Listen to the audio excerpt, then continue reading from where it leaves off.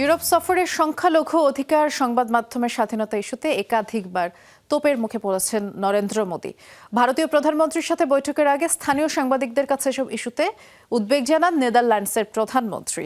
এছাড়া Netherlands Norway দুই দেশেই সংবাদ সম্মেলনে একই প্রশ্নের মুখোমুখি হতে হয় ভারতের প্রতিনিধিদের।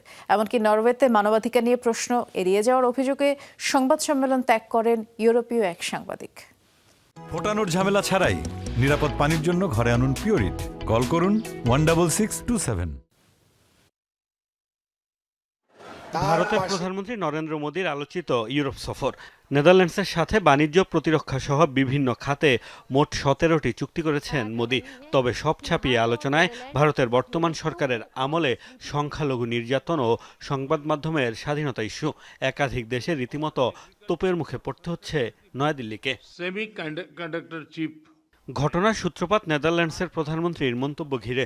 দেশটির স্থানীয় গণমাধ্যমগুলো দাবি করে, মোদীর সাথে বৈঠকের আগে ভারতের মানবাধিকার পরিস্থিতি নিয়ে উদ্বেগ প্রকাশ করেন ডাচ প্রধানমন্ত্রী রব জেটেন।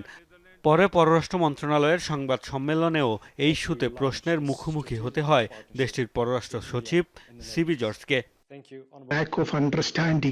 এবার আমি ভারতে সংবাদপত্রের স্বাধীনতা, সংখ্যালঘু এবং এই জাতীয় বিষয় পাওয়া প্রশ্নগুলো নিয়ে কথা বলব। দেখুন, আমি আমার অভিজ্ঞতা থেকে বলি, আমরা মূলত এই ধরনের প্রশ্নের সম্মুখীন হই কারণ যিনি প্রশ্ন করেন তার ভারত সম্পর্কে জ্ঞানের অভাব থাকে। নরওয়েতেও একই বিড়ম্বনার মুখোমুখি হতে হয়েছে মোদী ও তার সফরসঙ্গীদের। সংবাদ সম্মেলনে ভারতীয় প্রধানমন্ত্রী সাংবাদিকদের কোনো প্রশ্নের সুযোগ না দিয়ে পড়েছেন সমালোচনার মুখে। পরে মানবাধিকার পরিস্থিতি নিয়ে প্রশ্নের মুখোমুখি হতে হয় পররাষ্ট্র মন্ত্রণালয়কে। জবাবে ভারতের 5000 বছরের সভ্যতার ইতিহাস এবং করোনাকালীন সময়ে দেশটির অবদানের কথা তুলে ধরেন পররাষ্ট্র সচিব সিবি জর্জ। আন্তর্জাতিক সমালোচনাকে অজ্ঞ এনজিওর কাজ বলে উড়িয়ে দেন তিনি। ভারত একটি সভ্য দেশ, যার কাছে বিশ্বকে দেওয়ার মতো অনেক কিছু আছে। সারা বিশ্ব যখন কোভিডে ভুগছিল, আমরা গুহায় লুকিয়ে থাকিনি, সাহায্যের হাত বাড়িয়ে দিয়েছি, আর এটাই ভারতের প্রতি অন্যদের আস্থা তৈরি করে।